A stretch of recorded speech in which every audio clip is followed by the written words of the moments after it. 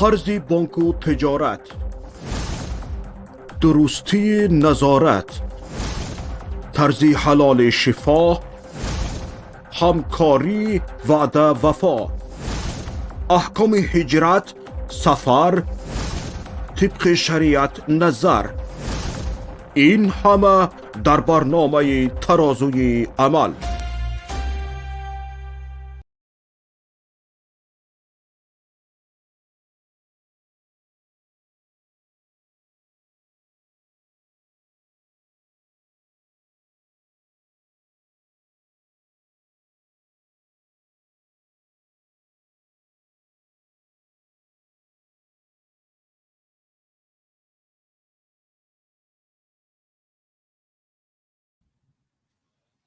به نام الله بخشنده مهربان. السلام علیکم و رحمت الله و برکاته. شنوندگان عزیز، امروز با هم در برنامه ترازوی عمل عاید احکام زینت و آرایش زنها صحبت میکنیم. چطوری که هر یکی شما دیده استودید، هر روز میبینیم که یک آرایش نو برآمده است و باز هم مردم از حکم آن میپرسند که آیا این جایز باشد یا جایز نیست، و گویا که با پیشروی تمام این نمود تکنولوژی ها و با پیشروی این همه دوادوی های زمانوی، نمودهای آرایشی هم دارد دویده ایستاده است. و بیایید ببینیم که خودی آرایش های زمانیوی که امروز هستند که بعضیشان خیلی به چیدن ابرو مانندی دارند، بعضیشان به نمودهای دیگر در شریعت چی حکم دارند. درباره چیدن ابرو همه تقریبا میدانیم، اما خیلی نمودهای زیادی دیگرش برآمدگی هست که مردم از آن بیخبر هستند. و درباره موی هم بعضی ها درباره کوتاه کردن موی و درباره درازی آن صحبت میکنند و این چنین نمودهای مویهای صنعی که به سر زنها میکنند و علل خصوص عروسک ها، و البته که داخل کردن رنگ ها به پوست و این چنین نمودهای حنا یا حنه هم میگویم که در شریعت اینها چه حکم داشته باشند. پس امروز با هم در این برنامه به اذن پروردگار درباره احکام همه این زینت ها با هم صحبت میکنیم. پیش از همه خیلی زیاد حتی در خود تاجیکستان هم بیرون از تاجیکستان هم علل خصوص نفرانی که پیشتر از بعضی از کتاب های دینی با خبر بودند میگویند بریدن موی برای زن مسلمان حرام است و زن مسلمان نباید مویهایش را کوتاه کند، و بعضی دیگرها میگویند اگر زن موی سرش را کوتاه کند دیگر برای او گویا که تمام کارهایی که تا همین روز کرد هیچ ارزش ندارد و این کارش برای او تمام گناه ها را می آورد. و درباره خود موی عزیزان، در ما حدیث صحیح در صحیح مسلم است و حدیث هم از حضرت عایشه رضی الله عنها که میگویند در بعد از وفات پیامبر صلی الله علیه و سلم همسران پیامبر موی سر خود را کوتاه کرده بودند یا قیچی زده بودند تا اینکه حتی وفیره یعنی به از نرمی گوش پایانتر، یعنی تا کتفهایشان شده بود. و خود لفظی حدیث هم آمده است که کان ازواج النبی صلی الله علیه و سلم یأخذن من رؤوسهن حتی تکون کالوفره.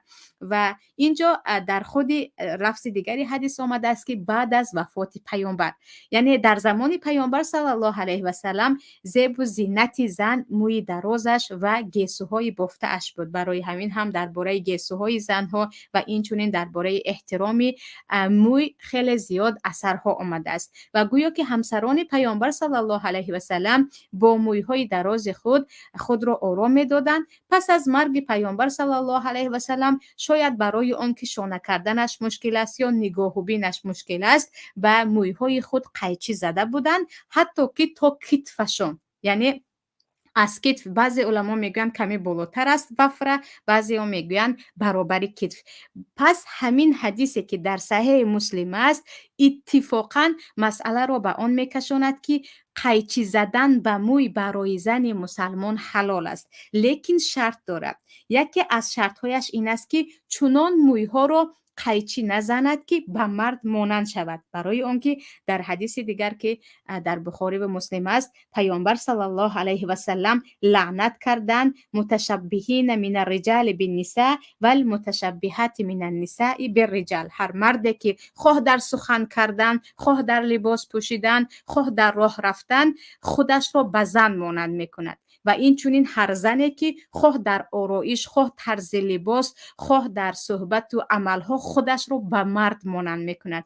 پس هر کسی که گفت موی سر را قیچی زدن برای زن مسلمان گناه است، اینجا حدیث ثابت آمده است که گناه نیست، چون همسران پیامبر این را کرده بودند. ولیکن قیچی زدن به شکلی که خود چهره زن به مرد مانند شود، اگر شوهر اجازت دهد هم جایز نیست. برای همین خود در کتاب فتح الباری هم مؤلف میگویند برای زنها موی خود را تازه تراشیدن حرام است، برای آنکه به مردها مانند میشوند، مگر در حالتهای بیماری. در حالتهای بیماری زن میتواند ببخشید موی سرش را حتی تازه بتراشد.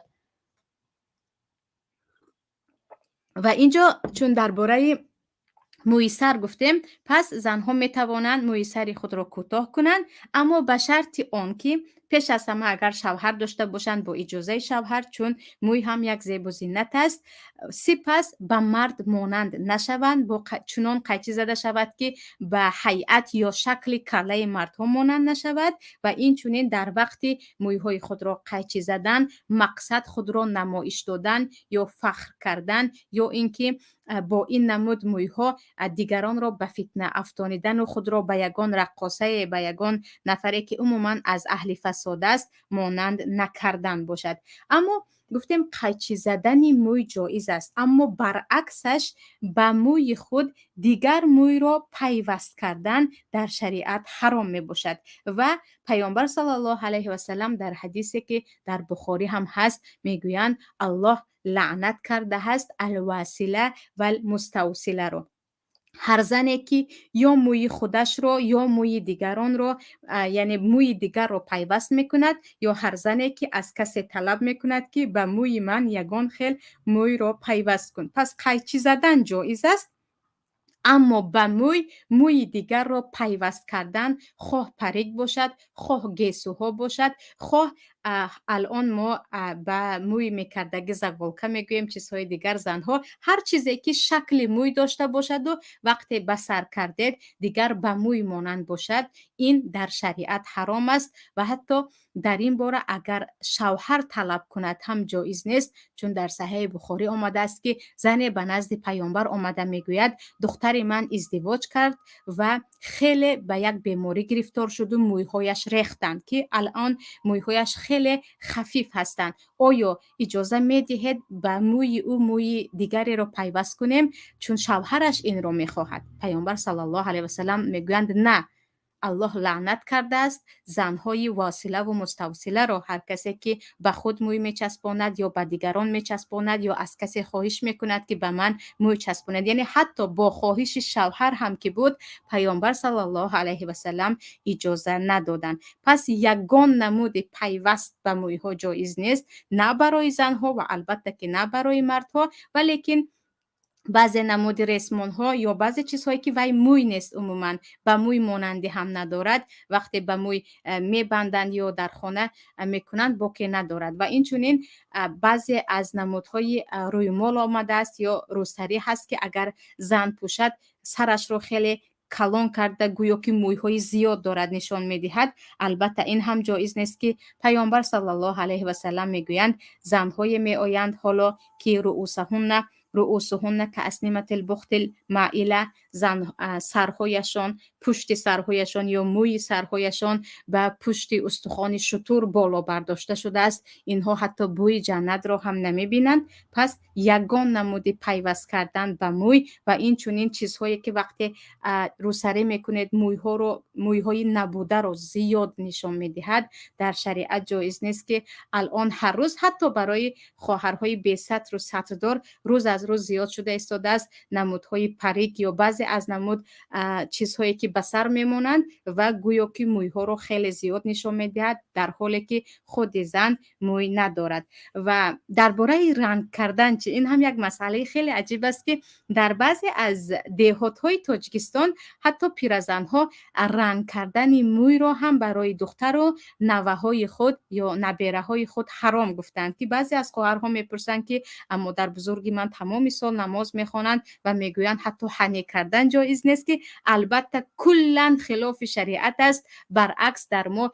یک تا نه یک چند حدیث بیشمار است که پیامبر صلی الله علیه و سلم میگویند یهود و نصرانی مویهای خود را رنگ نمیکنند، شما آنها را مخالفت کنید، رنگ کنید و در حدیث دیگر فقط رنگ سیاه نکنید. و اگر به کتاب‌های احادیث و به کتاب‌های شریعت نگاه کنید، مردها هم رنگ میکردند در زمان پیامبر صلی الله علیه و سلم.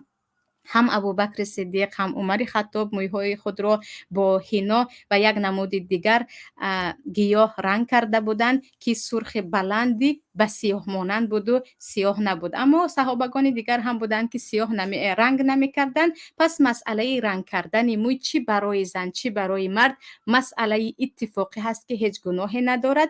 لیکن به هر حال اگر در جای زندگی میکنیم که مردم یگان رنگ را تماما غیر عادی میدانند، برای خود نشاندهی یا خود نمایی نکردن بهترش یک رنگ معمولی را کرد که مردم آن را دیده انگشت شمار مردم نشویم. یعنی بعضی از چیزهایی هست که اگرچه در شریعت جایز است، لیکن به خاطر فتنه نشدن یا اینکه در بین مردم آوازه و دروازه نشدن بهترش نکرد. پس رنگ کردن هیچ باکی ندارد، قیچی زدن موی هیچ باکی ندارد برای زنها برای مردها. اما برای زنها چه رنگ کرده باشند چه قیچی زده باشند، این مسئله اتفاقی که باید در نزد محرم خود آن زینت خود را نشان دهد. یعنی من رنگ کردم گویان اون را به کوچه در نزد نامحرم زینت خود را نشان دادن، البته این حرام است که ولا یبدین زینتهن الا لبعولتهن او آبائهن تا آخر آیت. زن نباید زیب و زینت خود را به جز شوهرش و پدرش و دیگر محرم های خود به کسی نشان ندهد. و میگذاریم عزیزان به چیدن ابرو یا قش چیندن هم میگویند، یا باریک کردن ابرو یا برداشتن ابرو، که عموما با قش چیدن خیلی در عرف مردمی ما تاجیکستان زیاد حرف میزنند. چیدن ابرو آیا در شریعت حلال است یا نه؟ پیش از همه این را بدانیم که درباره چیدن ابرو حدیث صحیح در کتاب بخاری و مسلم آمده است که پیامبر صلی الله علیه و سلم گفتند لعن الله النامسة والمتنمسة.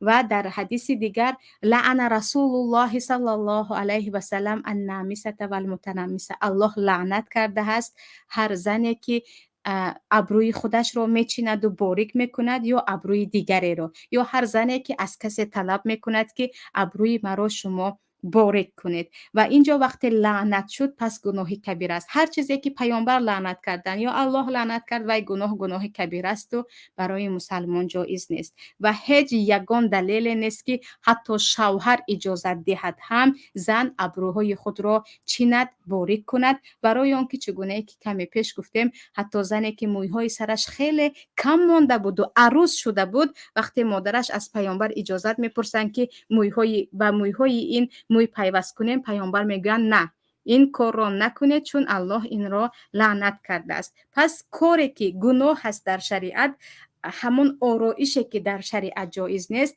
اگرچه شوهر طلب کند هم برای زن کردن آن حرام است و همین دلیل برای ما کفایه میکند. یگان نمودی چیدن ابروها یا باریک کردن آن یا بالا برداشتنش، هر چیزی که ابرو است در شریعت اجازت نیست. اما چیز دیگری الان پیدا شده است، بلوندکس میگویند با زبان روسی، تقشیر هم میگویند. یعنی قشها را ابروها را نمیچینند، فقط به مویهایی که پایانترش هست و بالاترش هست رنگ میمالند، رنگی که آن مویها را به رنگ سفید یا زرد به حد به نور تبدیل میدهد و گویا که وقتی نگاه میکنید همون زن قشش را چیده است، لیکن او نچیده است. تقریبا 2 ماه، حتی بعضی از نمودهایش بعد از 3 ماه، بعضیش باز دورتر، یعنی به خودی маҳорати ҳамон корро карда нигоҳ карда давом медиҳад, лекин пас аз муддате боз вай ранг меравад ва қошҳо ҳамон қолиби худ ё шакли худро аз нав меёбанд ва чӣ тавре ки буд ҳамон тавр мешавад, ки инро тақшир ҳам мегӯянд, яъне ранг кардани боло ва поёни қошҳо, ки инро пеш аз ҳама алон дар ҳамин аз замонҳои мо дар охирин солҳо хеле машҳур шудааст, ки дар байни занҳо дар ҳама ҷо дида мешавад ва ҳатто чӣ хел карданашро ҳам дар ютубу дигар ҷойҳо нишон медиҳанд. Оё ин дар шариат ҳалол аст ё на? Агар ҳалол аст гӯем, ин чиз хеле ба чидани қош монандӣ дорад ва агар гуфтем на ин ҳаром аст, инҷо худи абрӯҳо чӣ хеле ки гуфтем пас аз муддате ба худашон меояд. Ягон хел мӯйҳои абрӯро канда намешавад дар блондекс ё ҳамин намуди тақшир. Барои ҳамин лаҷнаи уламо, яъне фатвои уламои муосир дар Арабистони Саудӣ мегӯянд ва инчунин дар Миср ҳам як ҷамъе, ҳамаашон на, як иддаe аз уламо мегӯянд, умуман боло ва поёни қошҳоро ранг кардан, яъне ранге ки ба чидан монанд мешавад, яъне блондекс кардан гӯем мумкин нест, ҷоиз нест, чун ин хеле шубҳа ҳасту занакро агар дар ин шакл дидед, мегӯед ки қошҳояшро чидааст. Барои ҳамин ин корро накунед. Аммо баъзе аз уламои муосир, аз ҷумла олиме ки тақрибан ҳама охирҳои вақт дар Арабистони Саудӣ ба фатвоашон нигоҳ мекунад, Ибни Усаймин мегӯянд на боке надорад, вай чидани қош нест, вай ранг кардани боло ва поёни қош аст. Пас аз 2 моҳ боз қошҳои шумо ба ҳоли пештарааш бармегардад, барои ҳамин боке надорад. Ҳатто баъзе аз уламо дар Миср ҳамчунин мегӯянд, ки ҳеҷ боке надорад агар зан боло ва поёни қошашро чунон ранге кунад ё чунон тақшир блондексе кунад, ки қош ба чидагӣ монанд шавад, чун боз бармегардад қош ба ҳоли худаш ва ин ҳаргиз тағйири халқуллоҳ ё худ ҳамон чидани қош ба дохил намешавад. Пас уламо дар ин масъала ихтилоф доранд ва аммо ҳар олиме ки иҷозат медиҳад мегӯяд зан бо ин қошҳое ки ба чидан монандӣ дорад фақат дар назди шавҳару маҳрамони худ бояд намудор шавад. Агар қошҳоро ба хотири издивоҷ, ба хотири арӯсӣ ё ба хотири он ки аз ҳад ғафс ҳастанду аз он шарм мекунед дар назди шавҳар, шумо онро борик карда блондекс кардед ё ранг кардед, ки ранги сафед ё зард буду дигар ба чидагӣ монанд шуд, мабодо ба кӯча ба назди мардҳои бегона набароем. Ва чизи дигар инҷо як намуд ранги дигар аст, ки қошҳоро хеле хушрӯ ранг мекунанд ва он ранг тақрибан то 18 моҳ давом мекунад. Пеш аз ҳама оддӣ ранг кардан бо сурма ё усма ҳаст дар Тоҷикистон, гиёҳ ё умуман мисли мӯи сар қошҳоро ранг кардан, ин масъалае ҳаст, ки аксари уламо иҷоза медиҳанд, ки чӣ гуне ки ба чашм сурма мекашидан дар замони паёмбар ва то имрӯз омадааст, зан метавонад қошҳояшро ҳам бо қалам ё бо сурма ранг кунад. Ин ҳеҷ боке надорад. Лекин рангҳои замонавие ки то 18 моҳ давом мекунад ва ончунон хушрӯ ранг мекунанд, ки он ранг намеравад, яъне муддати 18 моҳ қош дар ҳолаташ меистад. Ба ин чӣ мегӯянд, ки ба ин масъала тақрибан тамоми уламо мегӯянд ин намуд ранг ҷоиз нест, барои он ки дар вақти ба муддати 18 моҳ ё 1 сол зиёд ранг кардан, чунон рангеро ба абрӯи занҳо мемоланд, ки тақрибан обро намегузаронад аввалан, дуввуман дар вақти ҳамон рангро гузаронида истодан ё абрӯҳоро ранг кардан, мӯйҳои атрофи қошро аксарияташро мечинанд ё мекананд, то ин ки он ранг хушрӯ истаду дигар мӯйҳо ба он халал нарасонад. Пас ин ҳам аз як ҷиҳат вашм аст, яъне тату мегӯянд рангро дохил кардан ба пӯст аст, чун муддати тӯлонӣ мемонад. Аз ҷиҳати дигар ба чидани қош монандӣ дораду тақрибан қошро мисли чидагӣ мекунад, ки ба ин ҷоиз нест. Аммо як масъалаи дигар ҳам ҳаст. Масъалаи чидани мӯйҳое ки байни қоши зан ҳаст ё дар пешонӣ ҳаст ё дар атрофи лабҳо ё умуман дар чеҳраи зан ҳаст. Яъне масъалаи қош масъалаи иттифоқе гуфтем ва бақияи дар чеҳра мӯйҳое ки ҳаст, онро чиданаш ҷоиз аст ё на? Мӯйҳое ки байни ду абрувон ҳастанд, дар пешонӣ ҳастанд, дар атрофи чеҳра ҳастанд ё дар болои лабҳо ҳастанд, ки баъзе хоҳарҳо мегӯянд ҳатто ба мард монанд мешавам, агар начидам илоҷе нест. Ин масъала чӣ ҳаст? Ин масъала бо далеле ки худи аз ҳазрати Оиша ривоят ҳаст, ки зане мепурсад, ки ман дар пешониам, дар қошам на, дар пешонӣ ҳам ончунон зиёд мӯйҳо дорам, ки намехоҳам бо он дар назди шавҳарам намудор шавам. Ҳазрати Оиша мегӯянд: амити алъаза ан нафсики, ту он азоро, ё азо гуфта чизҳои азият медода, чизҳои чиркинро аз худат дур кун. Ва бо ҳамин далел худи имом Нававӣ ҳам мегӯянд барои зан мустаҳаб ҳаст, ки чеҳраашро ба ҷуз қошҳо дигар бақияи мӯйҳои чеҳраашро бигирад, барои он ки ин як назофат ё тозагӣ барои зан ҳаст ва алал хусус барои зани шавҳар карда, ки барояш ҳатман аст, ки дар назди шавҳар худашро оро диҳад. Ягона баъзе аз уламо мегӯянд на, вақте гуфтем чидани қош, тамоми мӯйҳои чеҳра ҳам ба он дохил мешавад, беҳтараш даст накунад. Лекин ривояти ҳазрати Оиша тақвият медиҳад ва инчунин қавли имом Нававӣ ва ҳатто уламои муосир ҳам, ки занак метавонад ҳатто мобайни қошҳояш, чун ба қош дохил намешаванд, яъне абрувон, ва инчунин ҳар мӯе ки дар чеҳрааш онро тоза кунаду ба ин гунаҳгор намешавад. Ва аммо агар мегӯянд ин фақат худро хеле сафед нишон додан ба махтуба ё ба домоди оянда бошад, инҷо як намуд найранг ё фиреб кардани он домод мебошад. Беҳтараш баъд аз издивоҷ кардан ё ин ки баъд аз фотиҳа кардан духтарҳои хона кунад. Яъне барои духтарҳои хона чеҳраи худро умуман оро додан, аз ин мӯйҳо тоза кардан баъд аз издивоҷ беҳтараш ҳаст, аммо барои зани шавҳар карда ҳар вақте ки кард ҳатто савоб дорад, чун ин як намуд худро зиннат додан барои шавҳар аст ва ҳеҷ тағйири халқуллоҳ нест, чун занҳо дар фитрати худ, дар халқияти худ бояд аз масалан ин гуна мӯйҳо дар чеҳра пок бошанд ва барои ин боке надорад. Пас ба ҷуз абрувон ё қошҳо, мӯйҳое ки дар мобайни қошҳо ҳастанд, дар пешонӣ ҳастанд, дар атрофи лабу дигар ҷоғу инҳо ҳастанд, барои занҳо ҳеҷ боке нест, ки ҳамаи онҳоро ҳатто бичинад ё умуман тоза кунад. ва чӣ хеле ки гуфтем, инҷо ривояти ҳазрати Оишаву қавли имом Нававиву олимои дигар омадааст. Ва масъалаи дигар ин масъалае ҳаст, ки ба мижгонҳои муосир ё гуфтем мижгонаҳои сунъӣ. Алон хеле зиёд мижгонаҳои сунъӣ баромадааст, ки алал хусус дар вақти арӯсӣ кардан бисёр хоҳарҳо ба худ мижгонаҳои сунъӣ мечаспонанд ва он мижгона дар 1 соат 2 соат на, ҳатто чанд вақт ҳам давом мекунад. Оё ҳамин намуд мижгонаҳоро бо болои чашми худ ё бо мижаи худ, мижгонаи худ часпонидан ҷоиз аст дар шариат ё на? Пеш аз ҳама чӣ хеле ки дар ҳадис гуфтем, Аллоҳ лаънат кардааст ал-васила валмуставсиларо. Ва паёмбар ҳам лаънат кардаанд ҳар зане ки ба худ мӯй мечаспонад ё аз касе талаб мекунад, ки ба ман мӯй часпон ё ба дигаре мӯй мечаспонад. Барои ҳамин, чун часпонидани мӯй ҷоиз нест, часпонидани мижгона ҳам барои занҳо ҷоиз нест.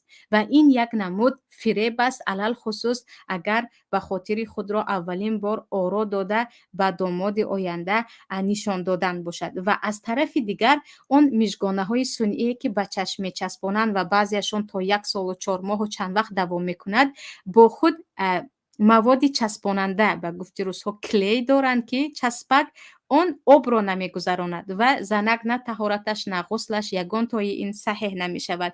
Аз чизи дигар, чуноне ки часпонидани мӯй барои зан ҳаром мебошад, инчунин часпонидани худи мижгона ҳам барои ӯ ба ин қиёс карда ҷоиз нест.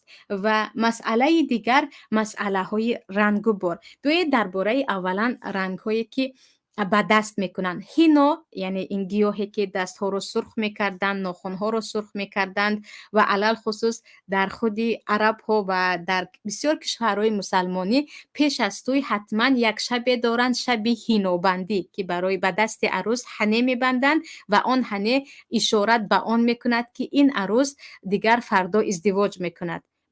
برعکس در بعضی جایهای تاجیکستان که یک روز پیش از توی ابروهای کلین رو یا عروس رو باریک میکنند که این دلالت به آن میکند که توی شده ایستاده است. لیکن یک شبیه هینوبندی دارند. هینو خودش در زمان پیامبر صلی الله علیه و سلم هم بود و حتی به بعضی از مردهایی که درد میکشیدن از درد پای پیامبر اجازه داده بودند، نه برای اون که هینو برای مردها حلال است، نه برای اون که به درد پا شفا است، ولیکن برای زنها این همچون یک زیب و زینت مثل سرمه و اسمه کشیدن بود. هینو هیچ باکی ندارد و حتی بعضی از علما میگویند زنک هینوی در دستش بوده رو هرگز پنهان کرده نمیتواند، مبادا مرد اجنبی بیند هم باکی ندارد. البته این قول بعضی از علما هست. لیکن در ما لک یا بعضی از نمود رنگ های هست که به ناخن از آن استفاده میکنند و آن هیچ آب را نمیگذراند و مدت در خود ناخن ها باقی میماند که البته چند نمودش برآمده ایستاده است و با چسبانیدن ناخن های صنعی که حتی بعضی از خواهرها هیچ شبهه نکرده از آن استفاده میکنند که انگشت ها را خوشرو میکند. این مسئله اتفاقی است که این چیز را برای زن مسلمان حرام است. یکی درازی آن ناخن ها خود در اسلام سنت این است که ناخن ها را قیچی زد و چون عملی شیطان است و یک عملی بدی هست. دومش این است که خود را مانند کردن به اهل غرب است که آنها از ناخن‌های دراز خود فخر میکنند، چیز دیگر و آب را نمیگذراند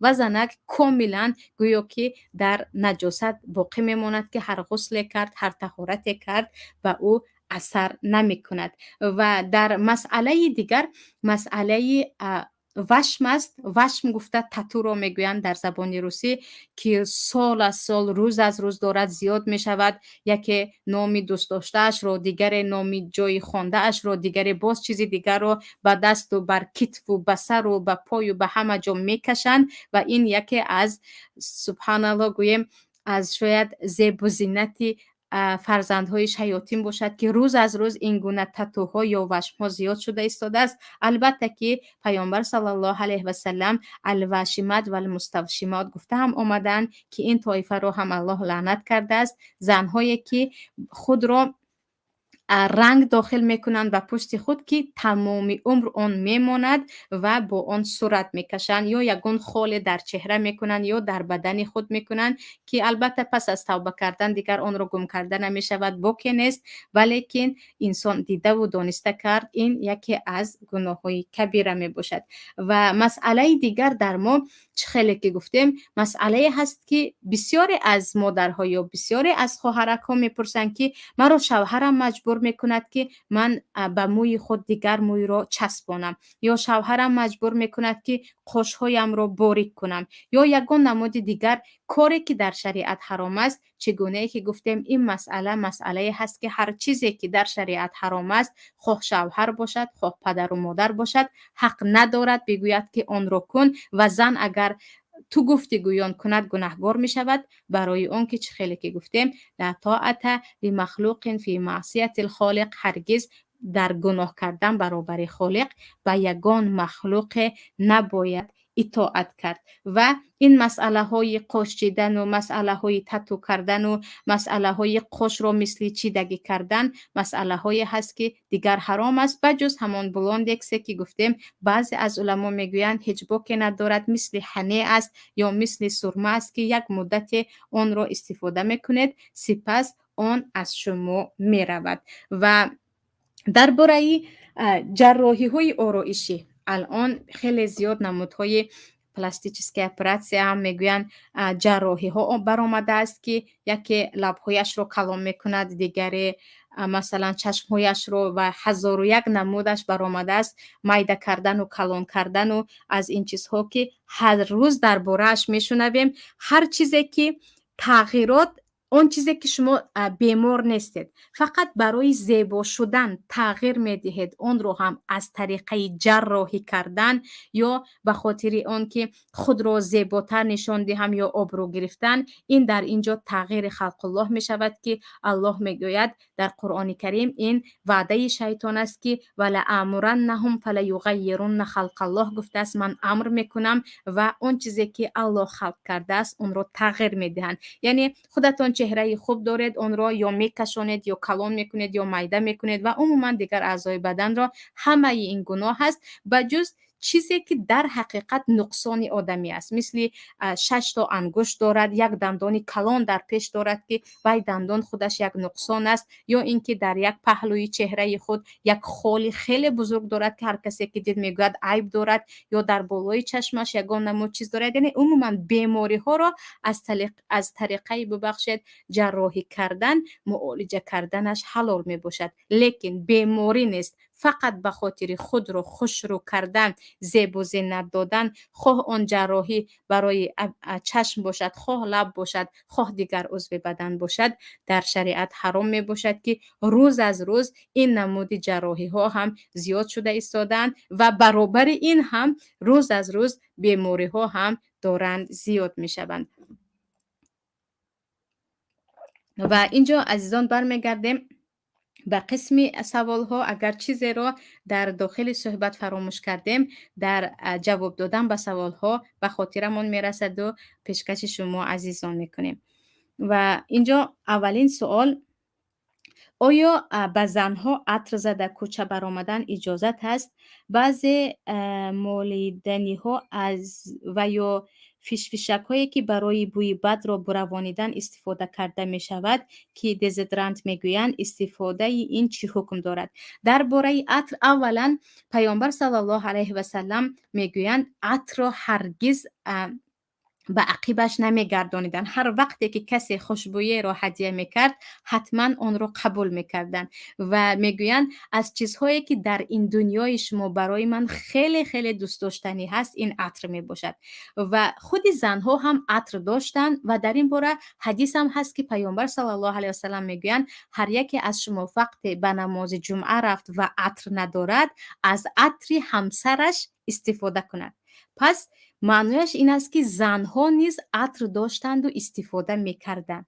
اما در یکی از احادیث آمده است که پیامبر صلی الله علیه و سلم عطر زن را صفتش را میگویند رنگش بلند است و بویش پست است. یعنی در آن وقت از مشک یا عطرهای طبیعی استفاده میکردند و میگویند عطری که زنها استفاده میکردند رنگ سرخ داشت و زنک اگر بر رویش مالد کمی سرخ میشد و بویش هم خیلی پست بود. برای همین عطر مردها رنگش پست و بویش بلند و عطر زنها رنگش بلند و بویش پست است و این دلالت به آن میکند که زن میتواند عطر را استفاده کند، اما به شرط آن که بویش آنقدر پست باشد که وقت راه میرود اطرافیان آن بوی را به مشام نکشند. برای همین در حدیث صحیح آمده است که پیامبر میگویند هر کسی که هر زنی که عطر زد و به کوچه برآمد تا دیگران از بوی خوش او لذت برند، یعنی دیگران چقدر عطر خوب داشته است گویند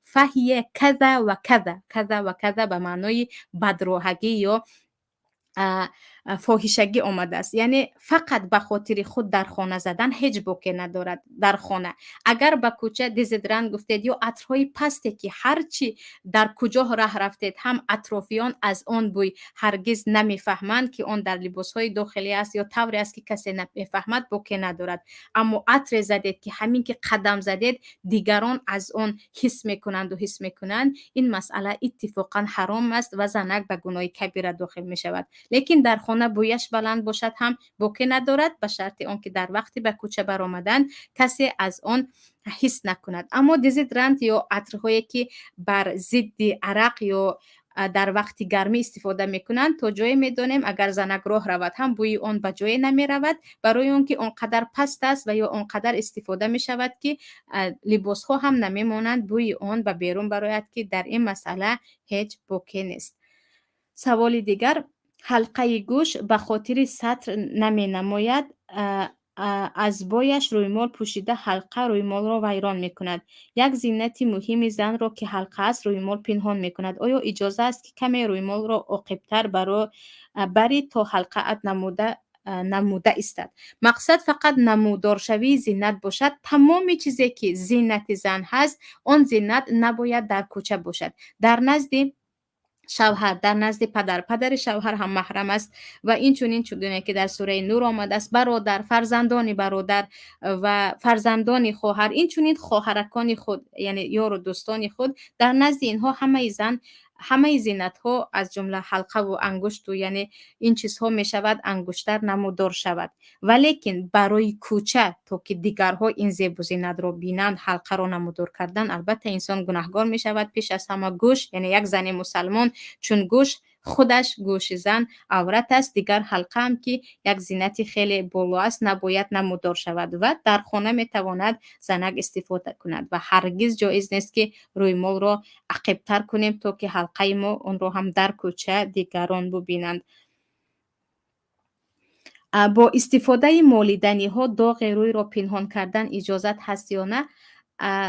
از کریم ها میپرسند یا از ملهم های میپرسند که برای خود پوست را محافظت کردن میمالند. البته این برای زیب و زینت نه، وقتی که برای همچون یک دوا استفاده میکنید که پوست را عیبهایش را پنهان کند باکی ندارد. و در باره اینکه پیامبر صلی الله علیه و سلم در باره روغن زیتون کلو و دهینو گفتگی هستند، از آن بخورید و از آن بمالید. یعنی روغن زیتون تا حاضر هم در تمامی طبی عمومی جهانی کشف شده است که هر کریمی که برای محافظت پوست آن را استفاده میکنند حتما در داخلش کمی از روغن زیتون است، چون پیامبر روغن زیتون را به پوست خود مالید و همچون یک نجات دهنده یا حفظ کننده پوست خود از آن استفاده کنید. گفتند برای زنها هم باکی ندارد و داغ روی را فقط به کوچه خود را سفید کرده برایت اینجا فرق میکند. یعنی خواهرهایی که هم در خانه همیشه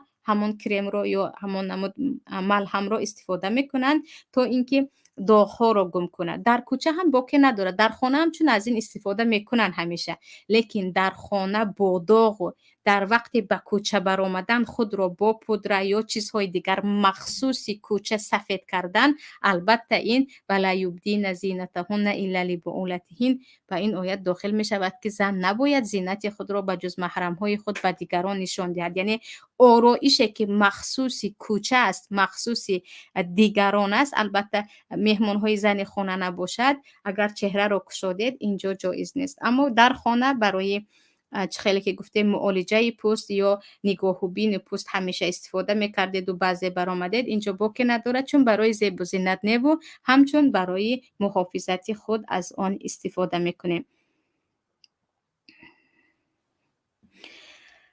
درباره سوال دیگر، اگر سر زن کم موی یا نیمکل باشد برای زیبایی حق دارد که موی پیوند کند؟ خیلی که گفتیم در این مسئله حدیث در صحیح بخاری هست که عیناً همان زن اومده به پیامبر صلی الله علیه و سلم از همین شکایت میکند که دختری من بیمار شد و خیلی مویهایش ریخت، اکنون باشد شوهرش از من میخواهد که به او موی چسبانیم، که پیامبر صلی الله علیه و سلم میگویند نه، لعن الله الواصله و المستوصله، الله لعنت کرده است واصله و المستوصله را، هر کسی که موی میچسباند میپوشد. لیکن معالجه کردن این بیماری خو همش رو یک بار تراشیده یگان نمود دارو مالیدن که الان خیلی زیاد نمودهای دارو و درمان است برای سرهای کل را باز موی رویانیدن استفاده است. اما چون حدیث ثابت آمدگی هست و آن هم عیناً با همین معنا که زنی که تقریبا مویهایش خیلی کم شده بود پیامبر اجازه ندادن، اجازت در شریعت خودش اجازت نمیدهد. سوال دیگر، توسط لازر در مرکزهای آرایشی آیا دپیلیاسیون کردن اجازت است یا نه؟ البته که این اجازت نیست، برای آن که توسط لازر اگر مویهایی که در چهره باشد یا در دست باشد عموما در عورت زن نباشد باکی ندارد. اگر آن رو هم زن کند، یک زن مسلمانی که دیگر امانت دار است و به کسی از بدن نمیگوید، لیکن جایی که عورت است و دیگران دیدنش حرام است. دپلیاتسیا هم یا نمود تازه کردن هم حرام است، برای آنکه فقط در حالت‌های جراحت کردن یا در وقت تولد یا در وقت‌های ضروری جایز است و در غیر این هرگز جایز نمی باشد. دختر بشو باشد چی؟ یعنی مجردا مویش رو برد یا نه؟ آره، این سوال هم خیلی خوب است، برای اینکه چه خیلی که گفتیم بعضیا میگویند برای دخترهایی که شوهر ندارند بریدن موی هم حرام است، چیدن موی هایی که در اطراف لب یا چهره است این هم حرام است و اینها فقط برای زنهای شوهر کرده. نه، اینجا یگان فرق نمی کنند. دخترک شوهر نداشته باشد هم وقتی موی های دراز او را اذیت میکنند یا از عهده‌اش نبرآمده ایستاده است، هیچ باکی ندارد که به مویهایش قیچی زند و این چونین اگر فقط به خاطر یعنی برای به داماد آینده نه و برای زیب و زینت خود در خانه اگر مویهای در چهرهش بوده بجز قشها را گیرد هم باکی ندارد، برای آنکه اینجا او یگان خیلی تغییر خلق الله هم نکرده ایستاده است و این چونین چه خیلی که گفتیم حدیث ثابت است در صحیح مسلم که مویهای سر را قیچی کرده بودند همسران پیامبر و در جای نیامده است که این مخصوصی زنهای شوهر کرده می باشد. سوال دیگر، استفاده چگونه کسمتیک، پماده و دیگر محصولات کسمتیکی حلال است؟ بهترین سوال است که همین مسئله رو من فراموش کردم در وقتی گفتن. پیش از همه بیایید درباره رنگ کردن. چه خیلی که گفتیم کحل ببخشید یعنی سرمه کردن در زمان پیامبر بود صلی الله علیه و سلم و حنی کردن هم در زمان پیامبر صلی الله علیه و سلم بود و رنگ کردن مویها هم در زمان پیامبر صلی الله علیه و سلم بود و زنها به چشم خود هم سرمه میکردن، حنی میکردن، مویهای خود را رنگ میکردن، قیچی میزدن، اینها همش بود. از همین می آید که رنگ و بار کردن برای زن مسلمان حلال است، اما به شرط آنکه به کوچه به نزد نامحرم ها با آن رنگ نبراید. این معنایش این است که رنگ کردید حلال است، هر کجا خواستید می روید، خودتان رو صورت می گیرید و به دیگران می فرستید، به استاتوس واتساپ میمونید یا جای دیگر. نه، رنگ کردید حتما در داخل خانه در نزد محرم های خود باشد یا در بین دوگانه نفرانی باشد که از اهل امانت هستند و شما رو صورت گرفته یا وصف شما رو به یگان کس نمیگویند.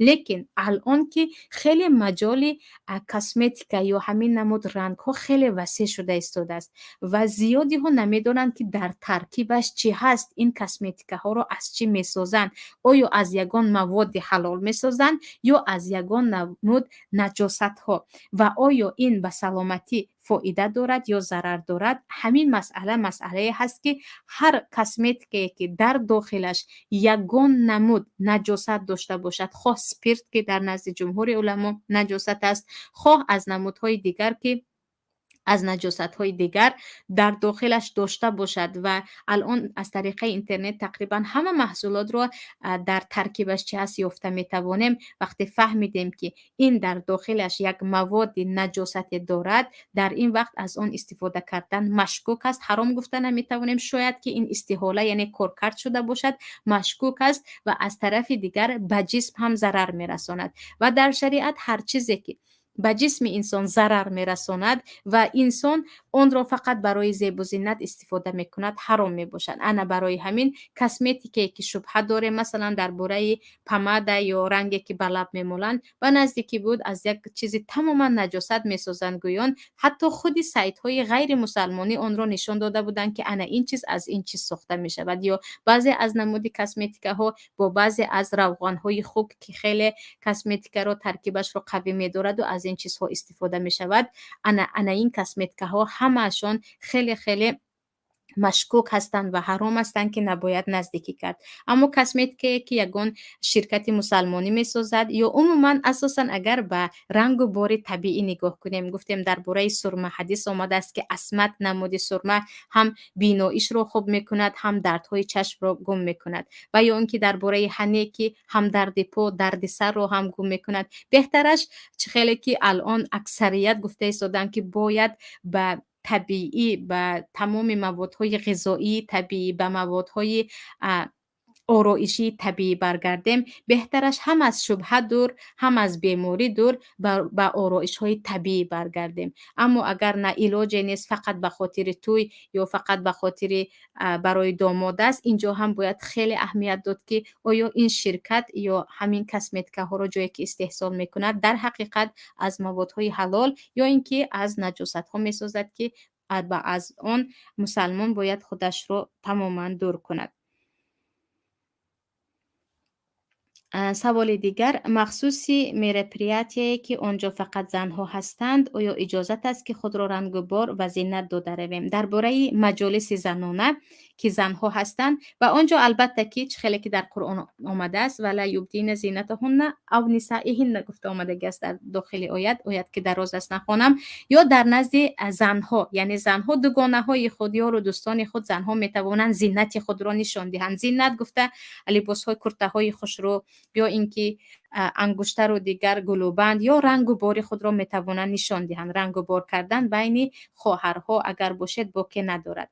لیکن مسئله یک چیزی هست که زنهای هستند که صورت میگیرند یا زنهای هستند که با دیدن رنگ و بار یک خواهر او را میروند و به دیگران خبر میدهند یا به شوهر خود خبر میدهند یا به یک حالت گرفتار میکنند که انسان شرم میکند. اگر دانید که این مجالسی که شما رفته ایستادید همه از اهل امانت هستند یا جایی هست که همه رنگ و بار میکنند و این چیز عادی است، کسی به کسی خبر نمیدهد، باکی ندارد. اما در دل شبهه دارید که یک چند نفری هستند که شاید میرویم ما رو به شوهرشان یا میرویم صورتمون رو میگیرند. انا از این خیلی احتیاط کرد که چگونه که پیشتر هم گفتیم خیلی زیاد هم در یوتیوب هم در دیگر شبکه‌های اجتماعی صورت‌های خواهران حجابدار هست که در جماعت با رنگ و بار و با آن همه حشبت و زیب و زینت ایستادند که دیدن آن فقط برای محرم‌ها جایز است، نه برای همه.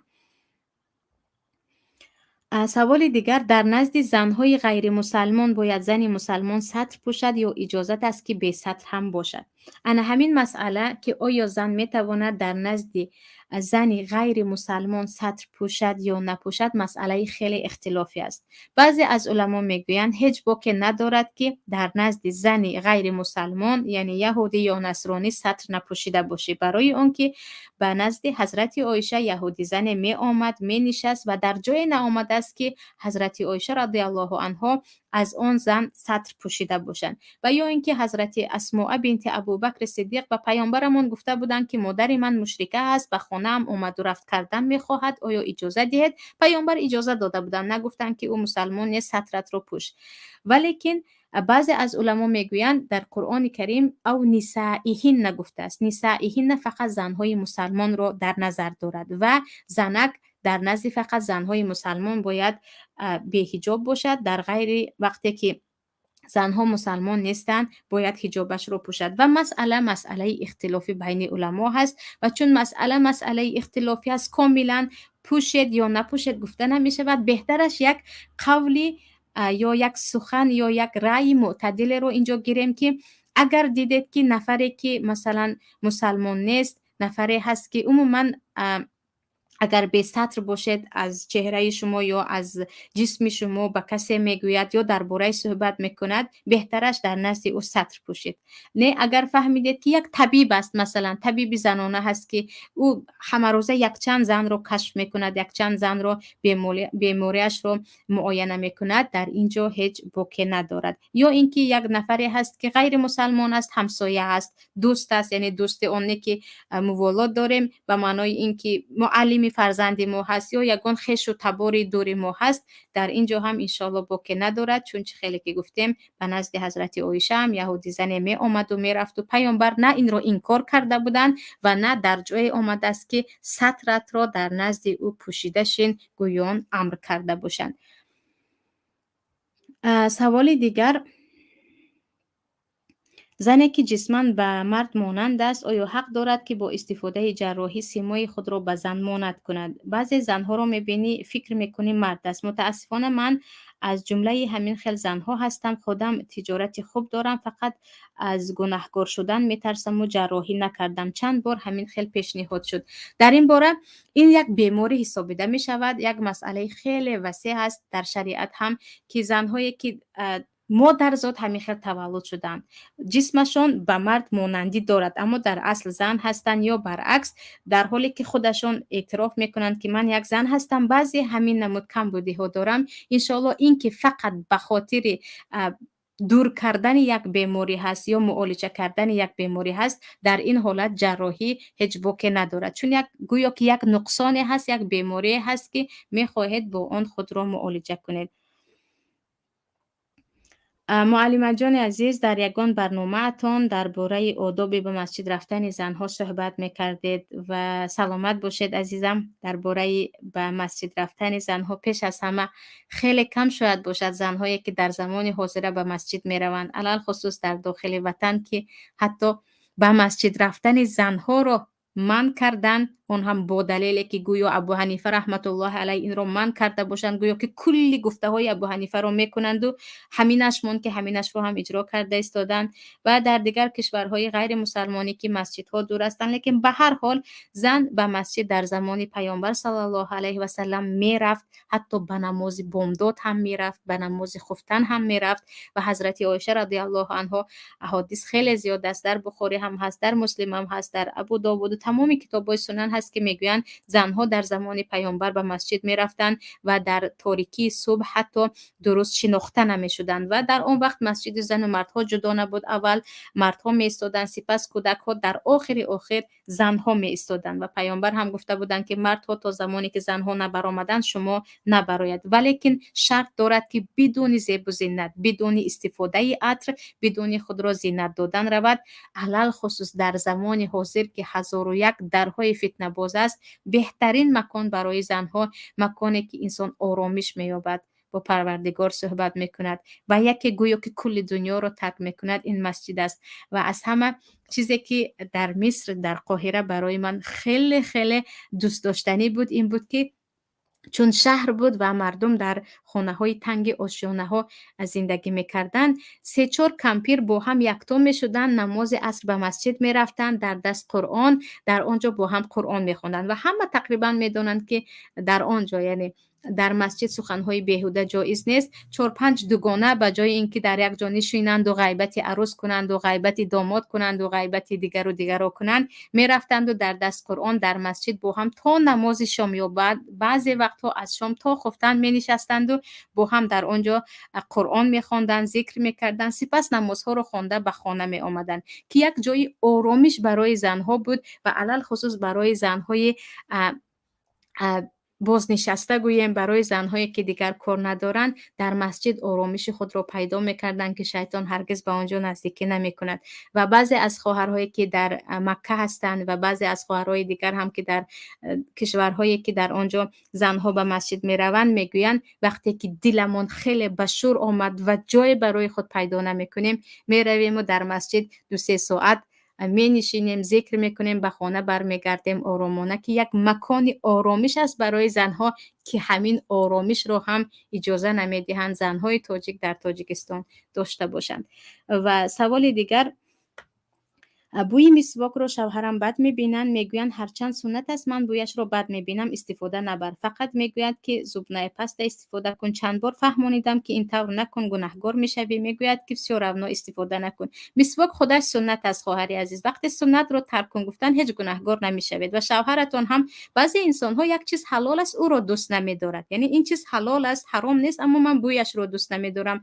یا حضرت عایشه هم خطا نکنم اگر در حدیث گفتن که حنه خودش حلال است چون بویش رو پیامبر بد میبینند، من حنه نمیکنم، در حالی که پیامبر صلی الله علیه و سلم به صحابی که از درد سر رنج میکشیدن میگویند به سرت حنا کن یا به پایت حنا کن. برای همین اگر مسواک رو شوهرتون بد دید، مسواک نکردید، هرگز گناهگار نمیشوید و ان شاء به شوهرتون هم گناه نیست، چون اون نفر این رو همچون سنت بد نمیبینن، همچون طبیعتا بویش رو بد میبینن، که بعضی انسان ها از بوی بعضی چیزهای حلال هم حتی حساسیت دارد یا نمیتواند استفاده کند، اما مخصوص این سنت است گفتن این مسئله گناه می شود. برای در اتوبوس یا نقلیات جمعیتی بوی عرق نکنی می شود که عطر استفاده کنی. درباره‌اش در بالا جواب دادم. سوال کننده عزیز که گفتیم برای زن عطر حلال بود و حلال است به شرط اون که بویش چنان پس باشد که خودتان حس کنید. اگر اون نفری که علل خصوص در اتوبوس نشسته است در نزد شما بوی عطر رو حس کرد، زن گناهکار می شود. اون هم گناهی خیلی کبیر است و هرگز نمی شود بهانه یافت که نه همه عطرها رو مردم میفهمند. نه، البته عطرهایی هست که انسان تا خودش به مشامش یا بینیش نکند بوی او را فهمیده نمیتواند و این رو هم پیدا کرده انشالله که میتوانیم. السلام علیکم و رحمت الله. استاذه شیرین سخن، یک سوال، اگر موها سفید باشند رنگ سیاه کنی می شود یا نه؟ و علیکم السلام و رحمت الله. درباره سیاه کردن موی ما گفتیم رنگ کردن موی همه رنگ ها، رنگ سرخ، رنگ سرخ بلند، رنگ جگر رنگ، همش حلال است، هم برای زن هم برای مرد. فقط مسئله سیاه کردن مسئله هست که اگرچه احادیث رو ضعیف میگن اما خیلی زیاد آمده است. در صحیح مسلم هم هست که ابو قحافه را میگویند رنگ کنید فقط سیاه نکنید. در ترمذی هم آمده است که پیامبر صلی الله علیه و سلم میگویند جنبوا السواد، شما از رنگ سیاه دور شوید. برای همین چون احادیث خیلی زیاد است شبهه هست و بهترش رنگ سیاه نکنید. ولیکن با رنگ سیاه مانند رنگ ها خیلی زیاد هستند و در صحیح بخاری بود، خطا نکنم خواندم که حضرت ابوبکر رنگ حنا را با یک نمود گیاه آمیخته کرده مویهای خود را رنگ میکردند که سرخ بلند با یک رنگ دیگر یک جایه میشد و سیاه نیو به سیاه مانندی داشت، مثل رنگ باقلاجانی گویه مثلا. این رنگ ها زیاد است، برای از شبهه دور شدن بهترش این رو کنید. اما درباره رنگ سیاه بعضی از علما میگویند فقط به خاطر اینکه نفرانی سینه‌شان بالا رنگ سیاه کنند به جوان مانند میشوند و این یک فریب است، برای آنها جایز نیست اما برای جوانها جایز است. چون بعضی از جوانها در زمانی ببخشید بعضی از صحابگان هم رنگ سیاه میکردند و آنها جوان بودند و برای جوانها بوکه ندارد. ولیکن به هر حال احادیثی که من کرده است زیاد است، بهترش هر رنگی که به سیاه مانندی دارد از آن کنید بهتر است. سلام علیکم مادر جان، سوال، آیا از بانک های روسیه ممکن هست کردیت بگیریم و تجارت کنیم؟ درباره آرایش بود برنامه، ولیکن چون سوال دادید در اینجا جواب میدیم. کردیت وقتی که گفتیم کردیت همون پرسنت هست یا گفتیم ربایی هست که الله میگوید یا ایها الذین آمنوا اتقوا الله و ذروا ما بقی من الربا ان کنتم مؤمنین فان لم تفعلوا فاذنوا بحرب من الله و رسوله. اونهایی که ایمان آوردید از پروردگار بترسید و دیگر ربا پرسنت خوردن و دادن را بس کنید اگر مؤمن باشید. اگر این کار را نکردید باز در دادن و گرفتن ربا یعنی پرسنت باقی ماندید، پس به جنگ الله و پیامبر تیار شوید که دیگر شما مغلوب می شوید و نابود می شوید. اینجا کردیت همون پرسنت است، شما قرض میگیرید و نامش رو کردیت میگویند، پرسنت نگفته. بعدن اگر دیر کردید زیادتر کرده میدهید، بعضیش دیر نکردید هم به مجرد کردیت گرفتن الکی شما فایزش رو زیاد میدهید. البته نه برای تجارت نه برای خرید خانه، به یگان حالت کردیت گرفتن رو اسلام اجازت نمیدهد. سوال دیگر، خواهر عزیز، من هر برنامه شما را در تاجیکستان دیسک کرده به پول به خیش و تبارم تقسیم کرده می دادم. یک خیشم مرا به امنیت فروخته است. امنیت مرا فریاد کرد، چند صحبتی شما را گوش کرد و چیزی نگفته مرا سر داد. سرازه از وطن برآمدم، حالا در قزاقستان در غریبی هستم.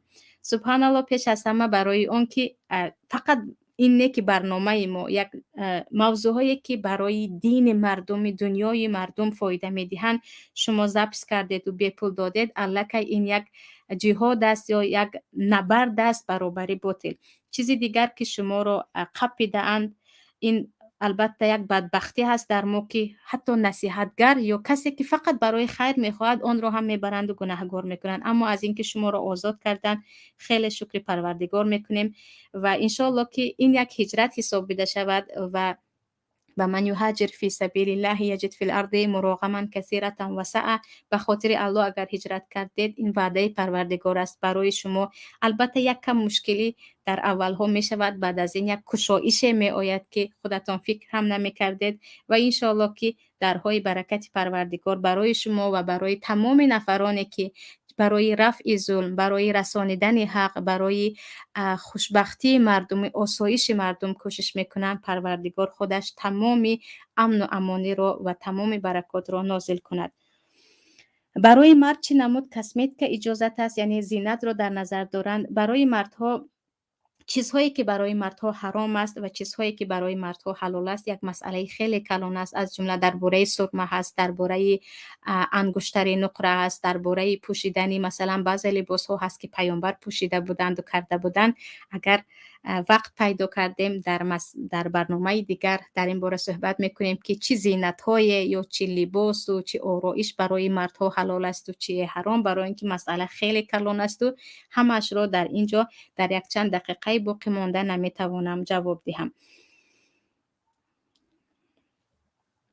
اپا جان برای مردکی که جوان هست حنای سیاه یافتیم، جایز باشد کردن حنای سیاه؟ یعنی حنای سیاه رو میگوین چه خیلی که گفتم مسئله اختلافی است.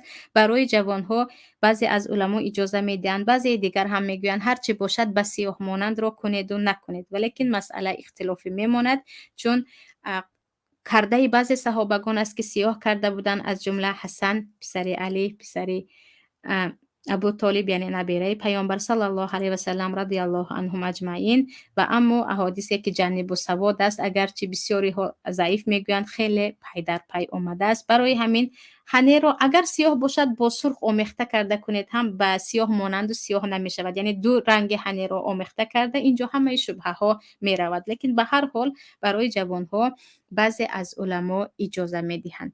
و اینجا عزیزان به پایان برنامه ترازوی عمل می رسیم. خوشحالم از آن که در برنامه بودید، با سوالهای خود باز برنامه رو زیباتر کردید. این شما هستید که برنامه ها هست، این شما هست که ما هم داریم هر روز کوشش میکنیم یک موضوع جدید رو پیشکش شما کنیم که شما از آن استفاده کنید و البته پیش از همه پروردگار از این راضی باشد.